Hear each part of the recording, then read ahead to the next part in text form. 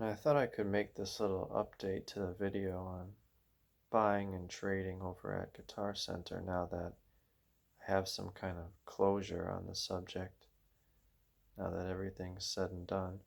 And what I was thinking was how there needs to be something very specific that you're watching over there that they have, and there needs to be some very specific items that you're prepared to let go of. And so what I have off screen is the very specific amounts that they paid while they typed out what these models were. And I didn't matter if I told them anything about the model. They were prepared to look it up and find their research practices to get one of their corporate level people to assess the situation, see what they are willing to give. So that's what we have here, the specific amounts. So I'm going to read that off to you, what they paid for each one. But that's what you need. You need and it's very different. You need a very specific model in mind that you want and specific ones you're willing to let go of. And you need to want to have fast results and be prepared to take a loss on them. And it was a very different process than trading in for this Epiphone Texan, which I have here to my left. It was very different. But that store does not pay cash. They only put things on consignment. Whereas Guitar Center, you can bring in what you have and you can walk out of there with cash, and the amount that they were prepared to give me on trade was the equivalent to if I had walked out of there with cash. But they happened to have had exactly what I was looking for at another store. And what happened is later on they ended up adding in the 10% off Memorial Day sale discount, which was huge for me. So what they had at the other store was exactly what I was looking for, which was a guild made in the Hoboken, New Jersey factory. That's the kind of guild that I wanted all along. I already do have the 70s guild, the Sunburst, the Rosewood, with the Indian Rosewood back and sides, and the Ebony fretboard and bridge from Carter's. But this is the only 60s guild they had sitting in Guitar Center, and I was a little bit not super keen on Guitar Center vintage. I didn't know they had this vast array of instruments. Page after page after page after page of instruments. I never thought to look there, but they do. But it just so happens there was a very specific model in mind, and really they swayed me off of that because originally what I wanted was a 60s F30. But when I saw that they had something called Fender F47 Bluegrass, I became very intrigued by that. And then I went on Retrofret site, a different store, Retrofret, that I'm a fan of. And because they write good descriptions, buying guitars is hard because not everyone writes the same level of description. Well, I went on Retrofret,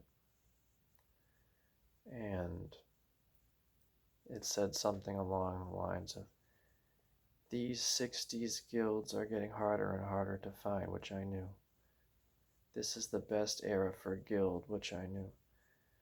Much lighter weight than the 70s, which I knew. But then they said, the F-47 is Guild's, one of the Hoboken's best kept secrets. And basically it was kind of a triple O shape, but it was really more like a Gibson J185 where the lower bow was extended, and it was a really nice shape, and I still feel it is, that I now own it. So within that time frame, I had my mind made up. I said, I gotta, that's the 60s Guild that I want. Throughout the history of reverb, only a handful of those F-47s from the 60s have sold. And I think there's one on eBay now, ironically. So in that very day or evening, I already made my mind up. And I called Guitar Center and I said, I want to do a trade. I determined which ones I wanted to trade.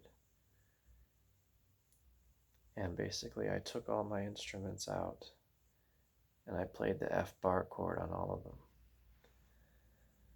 And I said, which one of these is the easiest to play the F bar chord? Which one of them is giving me problems?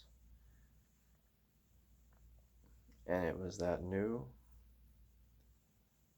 Guild with the low saddle, the sunburst one we'll talk about, and of course that modified low oval performing artist foolish neck on the reimagined. Those are the ones that didn't pass the test, so to speak. And I made my mind up on trading in those too. And then I threw in the Fender Lefty. I said that can go too. So I called them and I said, I know what I want to trade for. Can you guys get this shipped out from another store? And they said, no, we can't do that until it's paid in full. And we can't evaluate your stuff over the phone whatsoever. So in other words, you'll just have to come in. So I did just that, really. I planned out to go in,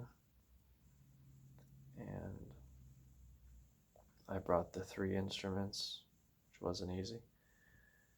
And I also brought a little bit of money, because I knew they were going to lowball me. Now, I got the prices here of what they paid. So long story short, I went through with the trade. I'm happy with the trade because, like I said, there was something very, very specific I had to have. One of these Hoboken Guilds. To the point where I was prepared to actually decimate any kind of anything I had put away to get one of those. Completely overtaken by this obsession. And there it was, sitting there. And so I went to the place, I did the trade, and then when I got home, ironically, I saw another post for a 1970 F-47, so there was a little time period where they kept making these. And the 70, I may have gotten that if I didn't know they had a 60s, because their selection is so vast of used and vintage instruments. So anyway, I'm very glad I was able to kind of, in a sense, get lucky and get the one that says New Jersey rather than the transitionary one with a label that simply doesn't specify. When they were transitioning to Rhode Island, things began to get heavy. I could have got home and saw that they had another one that was more expensive, which was the one I had. And I would have said, oh boy, I picked the 70, what I really wanted was the 60s. But when I was scrolling on Facebook the next day, I saw take 10% off Memorial Day used and vintage. And it made me sick because I had just done the deal. A couple of days before, no one told me about a sale. So long story short, I called them and I said, "Hey, I was just here.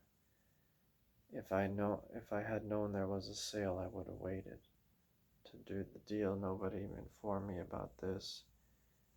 It was a trade-in for used and vintage. Is there anything you guys can do?" Like very proper like that. And he said, "Well, we have a price." It was the same guy I dealt with too, by the way, for the trade. And he said, "Yeah, we have price match guarantee." And so long story short, they had to call the original store that shipped the instrument to this particular location, get the credit from them, and they were able to get the 10% back to me after the fact, after the transaction had been completed.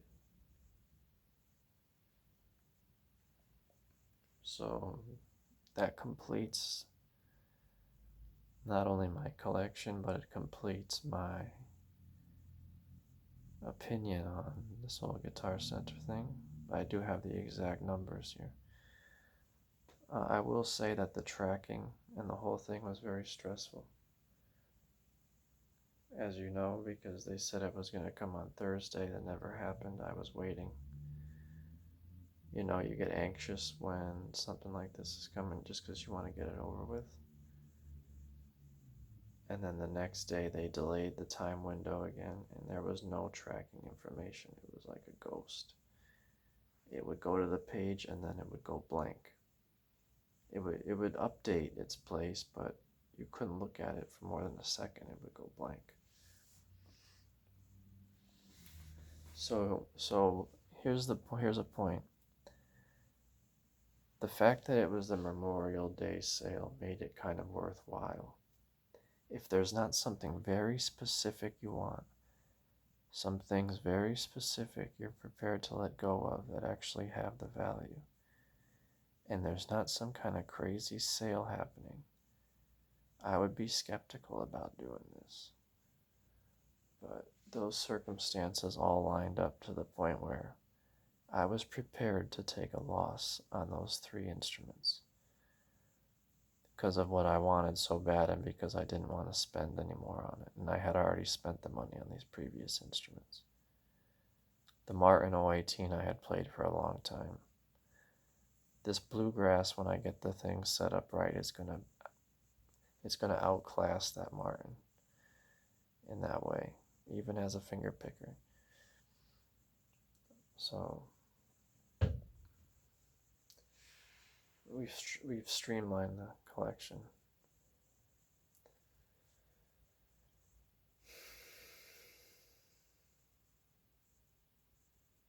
So in that sense, I got lucky. I can put the guitar stuff to rest.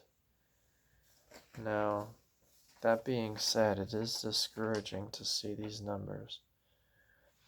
So here we have my receipt that I asked for. It's a special receipt that I asked for. The Martin Standard Series 018 acoustic guitar. They bought that for $1,400. Okay. Now that's a guitar that was in perfect condition. It goes for like $27.99. Luckily, I bought it before they raised the price $200. The used Fender Dreadnought left-handed, they paid $100. Luckily that I asked for a discount on it, and it was free shipping from a place I've dealt with before. So that one, I may have paid a little tax on that. So that one I might have lost out on about, I don't know, $70, give or take. Now here's the third one. The vintage 1979 Guild Aragon, they're calling it. The F30 two-color sunburst acoustic. They gave me $1,199.99. So just about 1,201 penny for the case, which I didn't give them the case. Vintage case for a Guild Aragon F30, 1 penny. And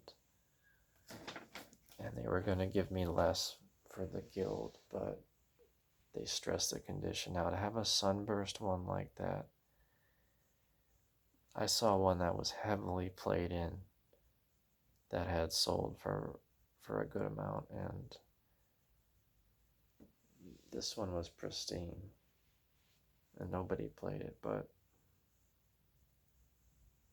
those are the cold hard numbers. So it's rough. But I'll say the 10% Memorial Day refund definitely took the edge off of it, of the whole transaction. I feel a lot better.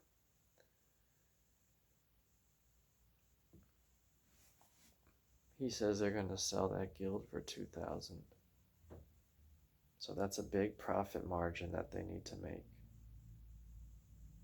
to keep the lights on, so to speak. 2,000, you gave me 1,200.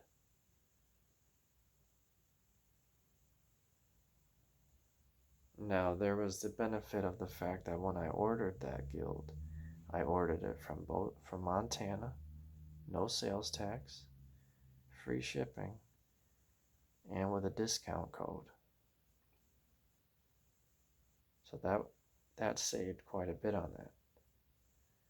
The one I got from Carter's, for example, that I'm keeping, did not have it did have a discount code. I asked for money off, but there was tax, and that one I paid the shipping. So, would I have been better off never buying the Guild from Montana? Yes. But sometimes you're stuck with something. You don't want to go the return route, the reverb route, any of these other routes. That's where Guitar Center trade-in might come into play. And I thought I'd tell you how it worked out. They had just what I wanted, man. And I sprang on it and got the 10% off on top of it. But very different experience than when I bought this, that's for sure.